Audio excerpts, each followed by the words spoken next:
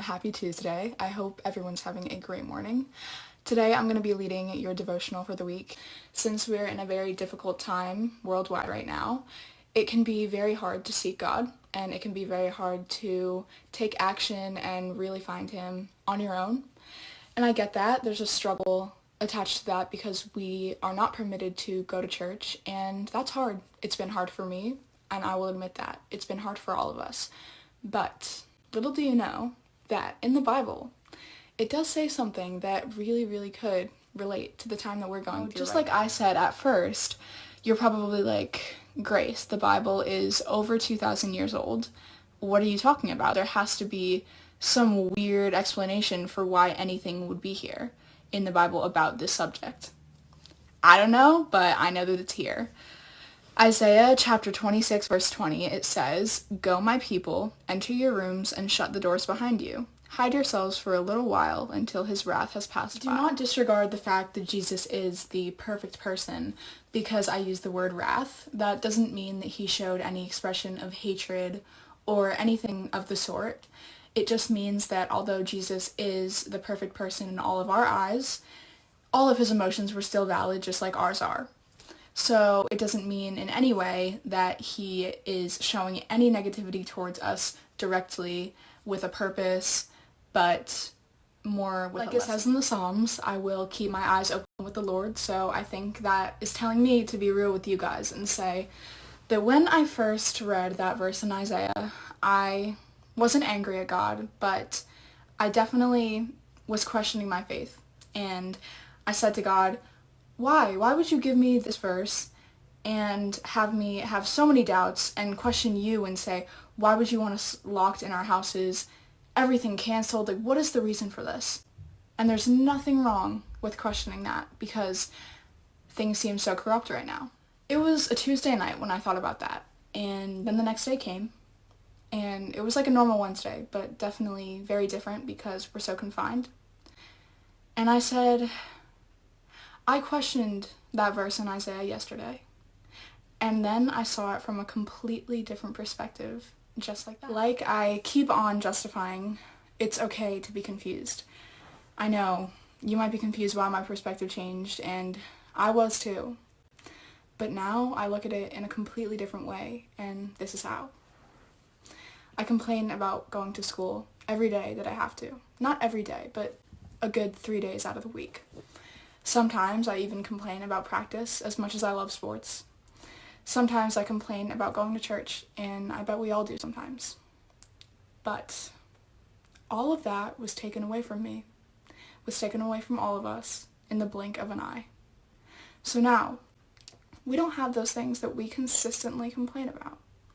We never thought anything of them until they were completely taken away from us. So why aren't we thinking about them daily?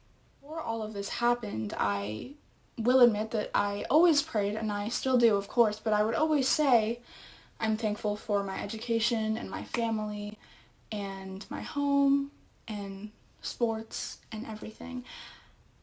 But listen, little did I know that those things, half of those things, no, not even half, all of those things have no guarantee of being here tomorrow. So I got half of those things taken away. I relied on a few of those things, but I never even thanked God for them. I would say, I do appreciate this, I do appreciate that, but did I ever put it into perspective and say, I'll never, ever know what living a life without these things looks like? The reason I thanked God for all of these things before isolation was because I knew that they were going to be there tomorrow. Or I assumed that they were going to be there the next day. So I said, thank God for the presence of these things like sports and like school. And like everything that was taken away from me and everyone else. But think about something. We're in warm homes, and some people go about their daily lives on street benches and on steps to churches in big urban areas with no warmth and no comfort with people or with blankets and pillows and everything that we have right in our possession and don't even think anything of and take for granted on the daily. So my final perspective is that I think God is telling us that we have to seek him and that we have to seek Christ because we weren't doing a fantastic job at finding them ourselves. Not all of us, and not all the time. But I know I constantly complain about school and about lacrosse, but how often did I really pray and say, "Dear God, can you please make me score in this game? Dear God, can you please make me maybe get a better grade on the next test?" When did I really seek him, and when did I really ask him for help? Things like that aren't just expected.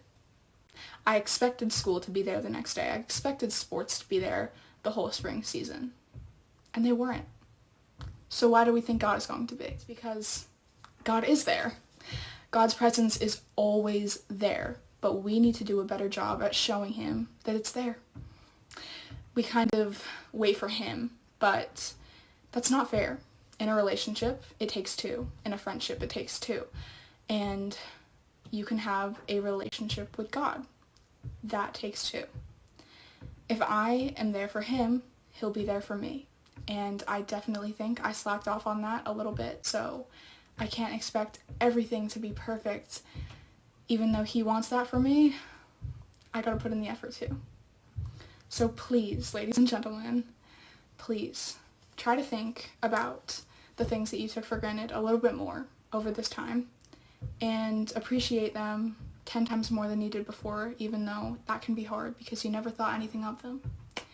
But please, try your absolute hardest to do that.